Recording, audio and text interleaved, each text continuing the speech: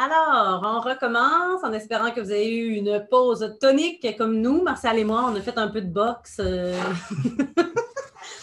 Alors, je vous inviterai pour la prochaine portion, pour ceux qui ne se sont pas renommés, qui n'ont pas renommé leur vignette Zoom, à le faire en mettant le numéro de la région et leur nom. Pourquoi? Pour la simple et bonne raison que dans le bloc 4, on va séparer l'ensemble des participants de la rencontre en différents sous-groupes. Et Martial pourra le faire là, selon la provenance du Québec de chacun. Et vous venez de recevoir dans le chat les numéros de région qui vous ont été envoyés. Fait que si vous ne connaissez pas votre numéro de région, allez-y, la réponse est dans le chat. Alors, au bloc 3, on essaie de faire l'état des lieux et perspectives au Québec et au Bas-Saint-Laurent de la co-création régionale. Est-ce qu'elle est au service de la transformation numérique des organismes?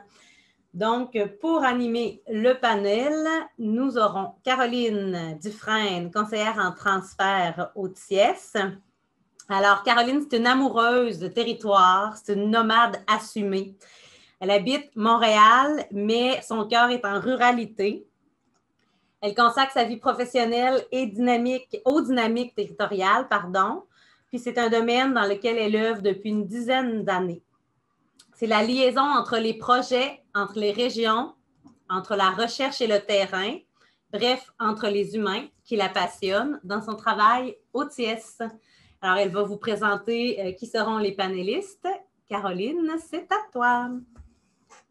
Bonjour, merci Marie-Amélie. Ça me fait plaisir d'être là et puis d'animer ce bloc 3 avec vous ce matin.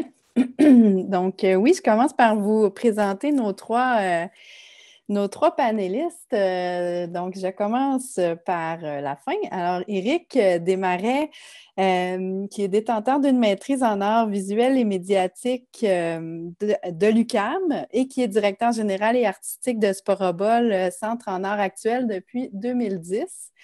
C'est un centre d'artistes autogéré à Sherbrooke. Donc, ce centre accompagne des artistes en arts numériques, sonores et visuels à toutes les étapes de leur processus de création.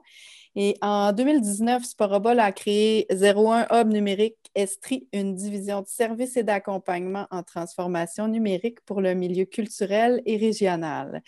Éric est actuellement président du Conseil québécois des arts médiatiques depuis 2010. Donc, premier invité. Deuxième panéliste, Jean-Michel Fournier, qui est un fier membre de l'équipe du Technocentre TIC et agent de mobilisation relié à la stratégie numérique de la Gaspésie. Il a pris en charge l'élaboration des bases pour les consultations publiques, la mobilisation des partenaires du milieu ainsi que la rédaction de la stratégie.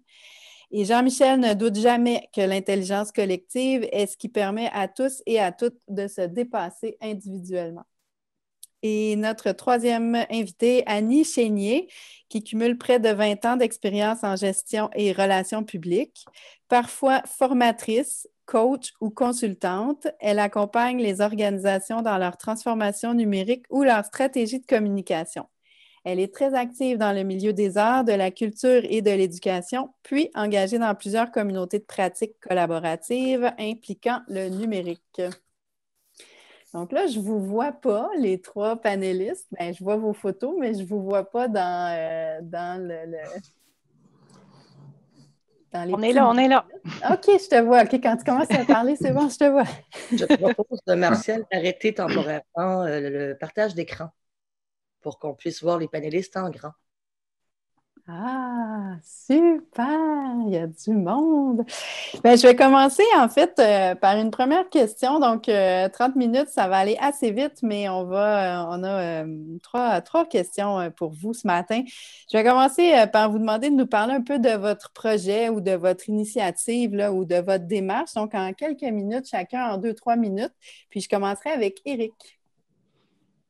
Bonjour tout le monde, merci pour l'invitation et les discussions sont vraiment intéressantes. Je suis vraiment content d'être là. En fait, dans la bio qui a été lue, que Caroline a lue juste avant, on explique ce que c'est Sporobol, donc je ne reviendrai pas sur ça, mais je vais revenir un peu sur la genèse du hub numérique. Donc, ça a commencé en 2019. Effectivement, on voulait partir une structure qui visait essentiellement le transfert de connaissances et d'expertise vers notre milieu, parce que nous, en tant que centre d'artistes, on a surtout une clientèle nationale et internationale. Il y avait peu d'impact pour notre milieu régional. Donc, la première année du hub numérique, en fait, c'était surtout un studio de création, donc des expertises, des équipements pour accompagner des artistes dans des projets numériques eux-mêmes. Et rapidement, on a reçu du financement pour faire un diagnostic de maturité numérique régionale. Donc, on a rencontré une 40-50 organismes au courant de l'année avec une série de questions qui visaient essentiellement à dresser un portrait de la maturité du milieu culturel estrien.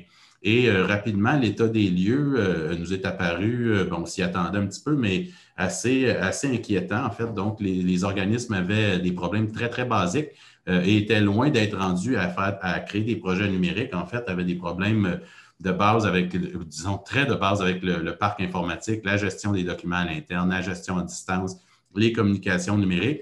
Donc, on a remarqué rapidement avec les rencontres que l'ensemble des problèmes étaient pas mal les mêmes partout, ce qui nous a permis de créer un plan qu'on a nommé le plan majeur, le plan de mise à jour régional, qui est divisé en 3 volets et qui rassemble 40 organisations culturelles du territoire. Donc, c'est pratiquement l'ensemble des organisations culturelles qui font partie du plan. Et c'est un projet de 2 ans et qui est supporté par un budget de 1,3 million de dollars. Ça a été, pendant le diagnostic, en fait, rapidement, on s'est rendu compte qu'on a commencé à soumettre l'idée un peu folle de lever les fonds de façon collective, en fait, et de se regrouper pour faire face aux enjeux qui étaient partagés entre l'ensemble des organisations. Et à partir de ce moment-là, en fait, on a vraiment développé le plan et les 3 volets qui sont, le premier volet, on appelle numérique de gestion, donc un accompagnement pour une transformation des façons de travailler à l'interne. Donc, tout ce qui est la gestion de projet, le cloud, la gestion collaborative, etc.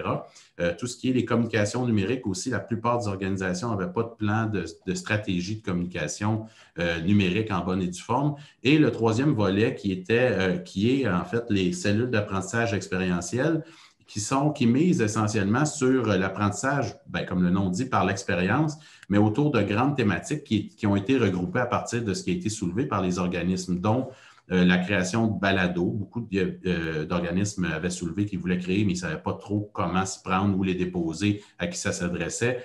La transformation de l'expérience des publics aussi, il y a plusieurs organisations qui faisaient face à ces enjeux-là. Les bases de données muséales et la création d'un réseau d'accès aux équipements et aux infrastructures de fabrication numérique sur le territoire estrien.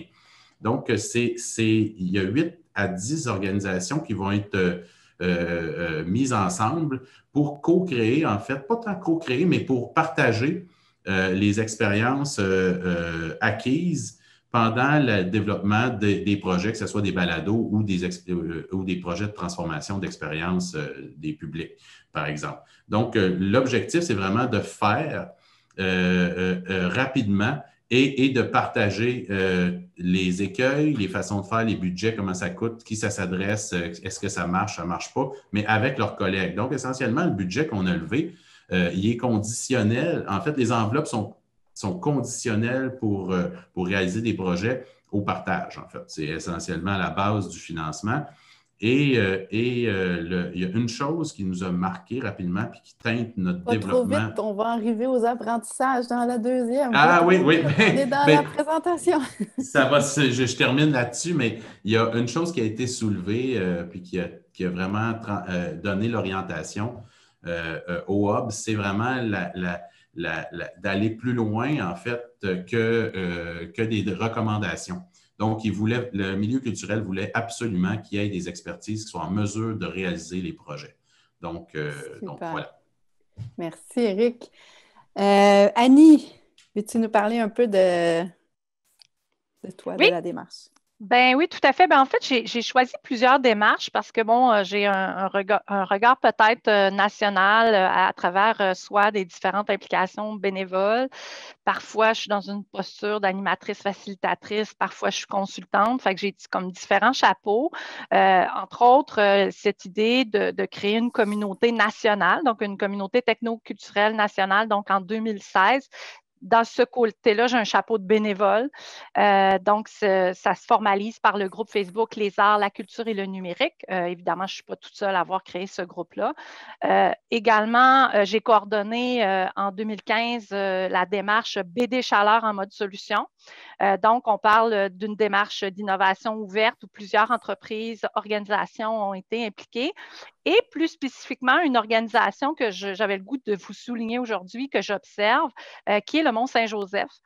Donc, à Carleton. Donc, la corporation du Mont-Saint-Joseph à Carleton a participé en 2015 à BD Chaleur en mode solution et a reparticipé à un autre processus d'innovation ouverte qui s'appelle les cellules d'innovation culture, tourisme et numérique. Donc, ces cellules-là, c'est la petite sœur ou le grand frère, là, je ne sais plus comment l'appeler, dans le fond, des cellules que vous vivez, que vous avez vécues dans les dernières années. Je mets le lien dans le clavardage pour ceux qui sont intéressés, parce que nous aussi, on avait un processus de transfert de connaissances. Donc, si vous allez dans la section actualité, vous allez voir tout le cheminement.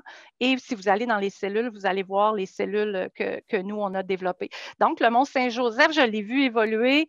Puis, ça m'a amené cette réflexion-là pour le panel d'aujourd'hui, de dire dans la transformation numérique, bien, une organisation qui ne fait pas qu'un processus, mais qui réfléchit à différents moments de sa vie d'organisme à impliquer soit le client ou soit l'employé ou les parties prenantes autour, bien, moi, je trouve qu'il y a une clé de compréhension de ce que c'est la transformation numérique. Et je pourrais aussi parler du hub technocréatif du Croissant Boréal que je suis présentement en train d'accompagner. Donc, je sais qu'il y a des représentants de l'Abitibi ou du territoire de la baie James au Zoom d'aujourd'hui. Donc, il y a aussi cette démarche-là qui a comme but de mettre en place une communauté techno-créative. Et je ne peux pas passer sous silence aussi, mais j'ose pas trop en parler parce que je suis trop collée dedans, je manque d'objectivité, mais c'est le fameux réseau ADN. Je voyais qu'il y avait quelqu'un dans le clavardage là, qui parlait des agents de développement culturel numérique, notamment au Saguenay, là, le SAGLAG, donc le Saguenay-Lac-Saint-Jean. Je suis aussi animatrice, ma collègue Daisy est là aussi comme participante aujourd'hui. Donc, mais je manque un peu d'objectivité dans cette animation-là, fait que c'est pour ça que je préférais souligner d'autres initiatives. Merci, Annie. Je passerai la parole à Jean-Michel maintenant. Oui, bien en fait, moi, je suis au Technocentre depuis 2 ans, en fait, puis ça fait un peu plus longtemps que ça que le projet de la stratégie numérique a été lancé. En fait, la stratégie numérique, ça part un peu de l'idée que la région avait eue en 2012. Elle avait créé un plan numérique pour la région. Puis, ce plan-là numérique, à la base, c'était vraiment pour doter la région de meilleur accès à Internet, puis davantage éduquer la population par rapport à ça. Il y avait quelques grandes lignes directrices.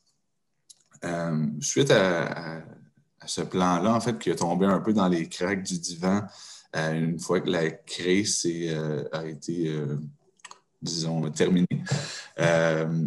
Donc, une fois que ça a tombé dans les cracks, bien, on ne savait plus trop où on allait. Puis, entre-temps aussi, il y a eu des gros efforts au niveau de la part des gouvernements pour acheminer de l'Internet haute vitesse partout en région. Donc, on ne savait plus trop si une stratégie numérique pour la Gaspésie était toujours d'actualité. Puis après, il y a eu la stratégie numérique du Québec en 2017 qui a un peu donné des bases là, à tout ça. Puis, constat régional, différents partenaires qui se rencontrent. Et puis, on se dit que finalement, oui, une stratégie doit être faite pour la région puisque on regarde la stratégie provinciale du Québec, puis on peine à se reconnaître dans certains niveaux, l'avancement 4.0, alors que la plupart de nos entreprises n'ont pas encore de site Internet.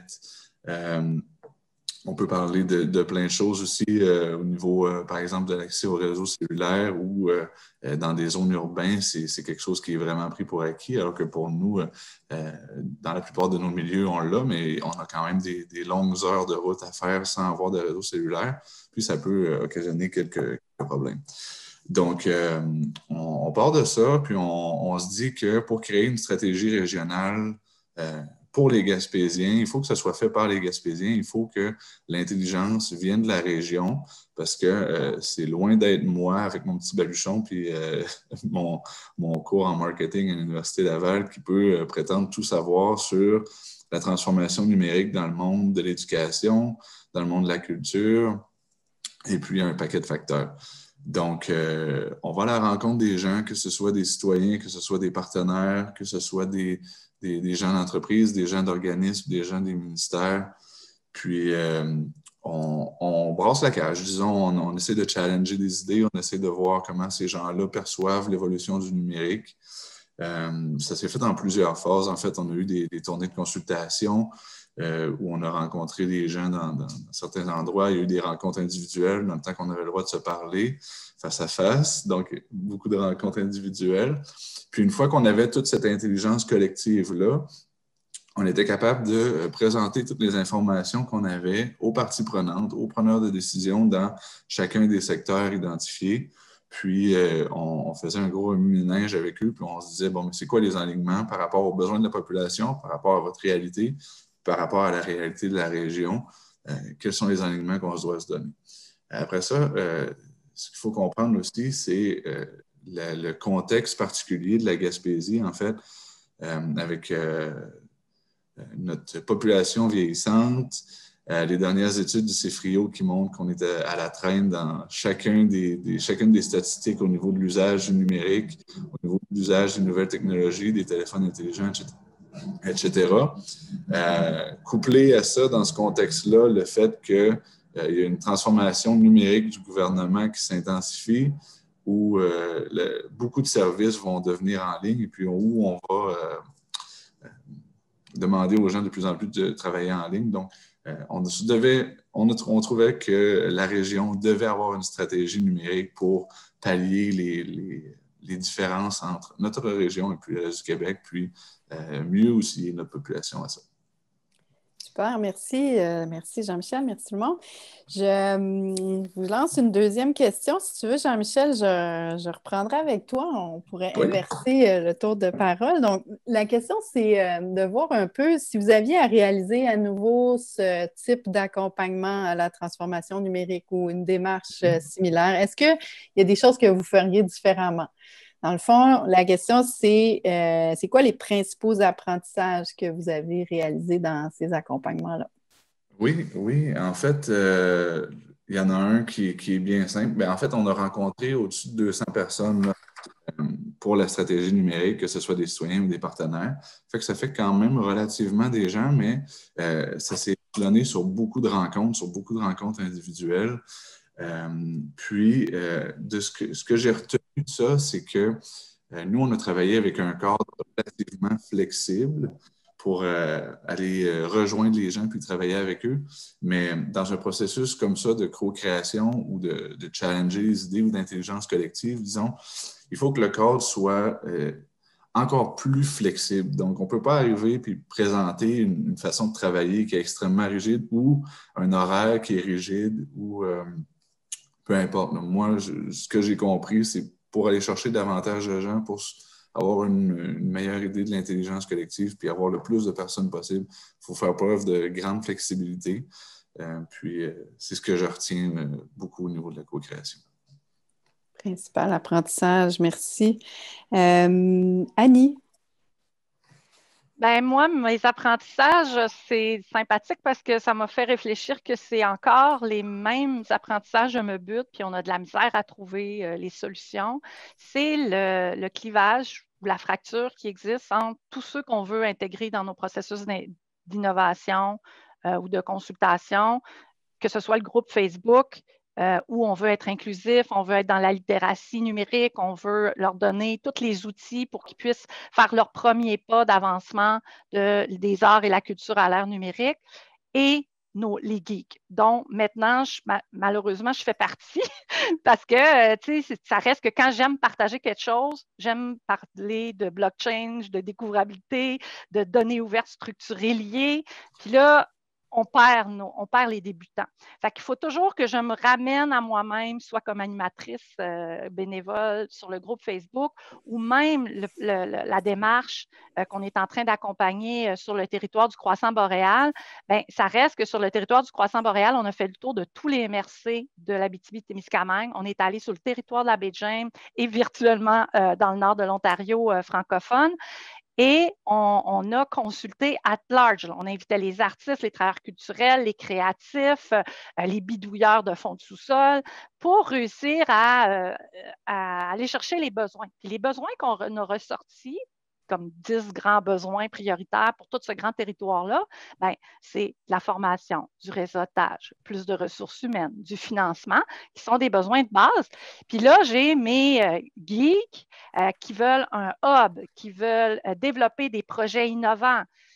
Donc, cette dualité-là d'accompagner une communauté at large qui ont des besoins de base versus répondre et faire avancer ceux qui sont dans vraiment l'innovation, puis finalement les industries créatives, là. Et je retrouve ça dans à peu près toutes les communautés que je vois, que je croise.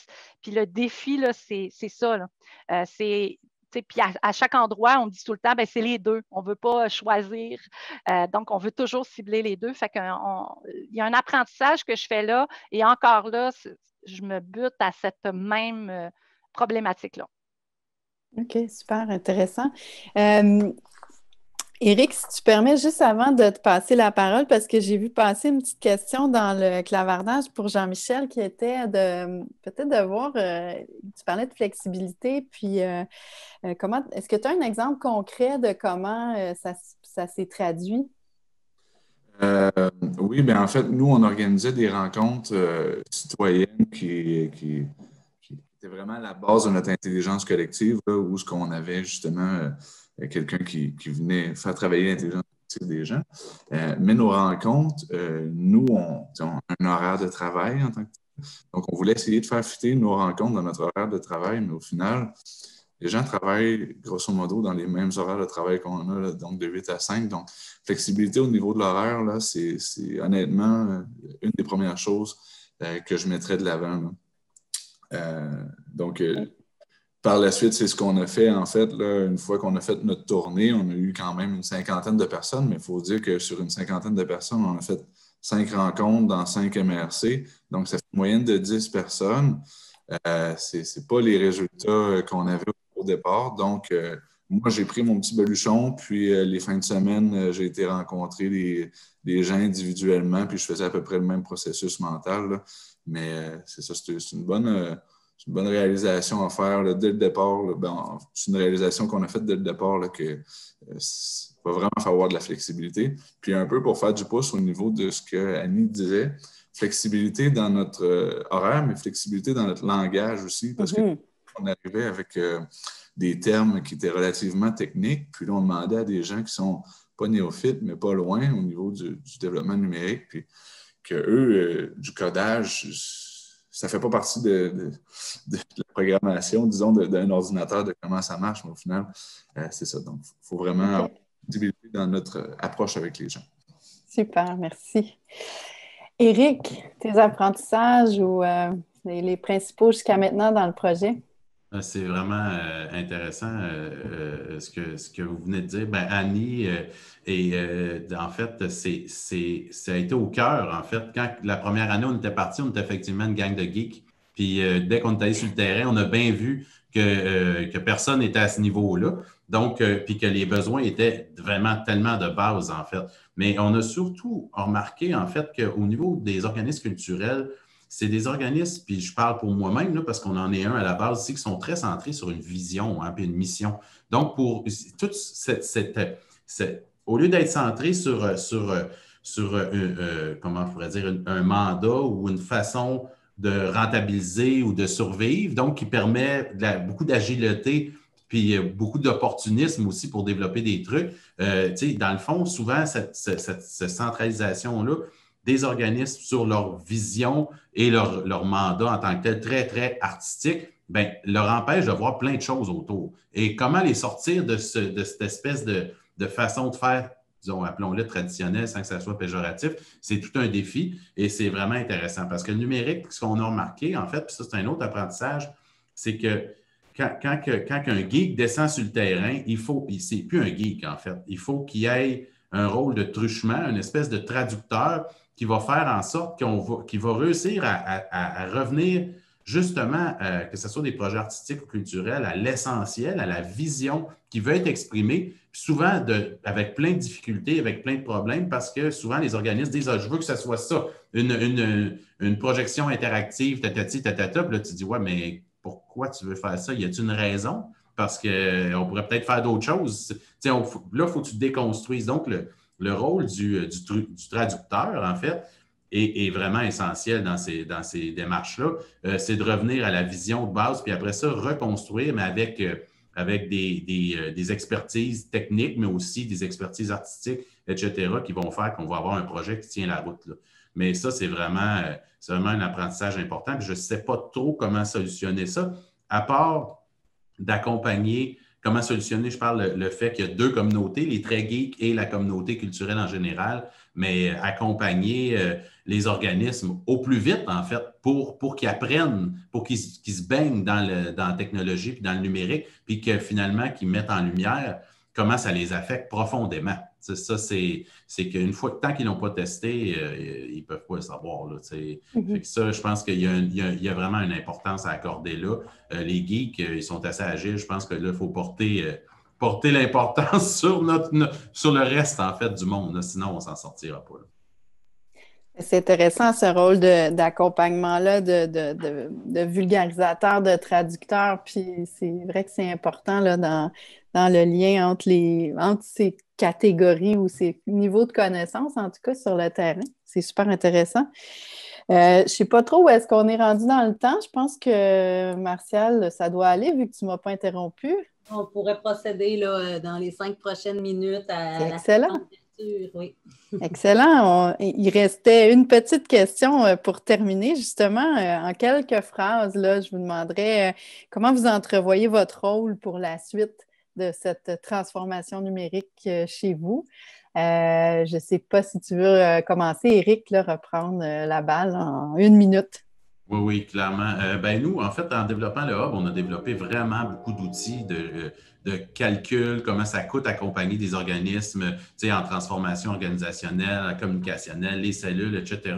Et là, on travaille à les rendre accessibles et partager avec d'autres régions. Donc, il y a vraiment là beaucoup de valeur. Il y a aussi pérennisé le Hub, en fait. L'accès aux expertises va durer après 2 ans. Là. Donc, il y a tout un modèle d'affaires qu'on est en train de réfléchir. Comment on pérennise pour que les organismes culturels de la région continuent à avoir accès à ces expertises-là. Donc, ça, c'est vraiment la suite des choses. Là. C'est vraiment ça, le nerf de la guerre. Là. Super, des outils intéressants, pertinents pour plein de monde, je suis sûre. Jean-Michel, en 1 minute.